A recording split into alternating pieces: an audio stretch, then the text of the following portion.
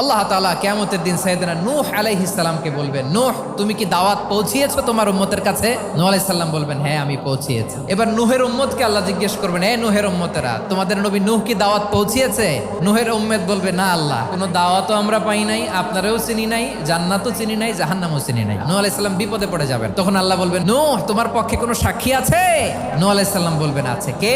উম্মতে মুহাম্মাদি। তখন আমরা বলবো, আল্লাহর নবী নূহ আলাইহিস সালাম তিনি আপনি যা যা বলেছেন ঠিক তা তার উম্মতের কাছে পৌঁছে দিয়েছে। এবার নূহের উম্মতের সাথে আমাদের ঝগড়া লাগবে। তারা বলবে, তোমরা আসছো আমাদের হাজার হাজার বছর পরে, তোমরা কি করে জানলা? তোমাদের সাক্ষী ধর্তব্য হবে না? আমরা তখন বলবো, আমাদের কোরআনে তোমাদের নবীর নামে আল্লাহ তাআলা একটা সূরা নাজিল করেছেন, সূরাতে নূহ। দিন রাত এক করে তোমাদের কাছে তিনি দাওয়াত পৌঁছেছেন, সব আমরা জানি। আমরা যখন বলবো এই কথা, নূহের উম্মত চুপসে যাবে। তখন আমরা সত্য বলেছি কিনা এটা আল্লাহ তাআলা জানতে চাইবে বিশ্বনবীর কাছে। তখন বিশ্বনবী আমাদের পক্ষে সাক্ষী দিবেন। আওয়াজ করে বলেন আল্লাহু আকবার।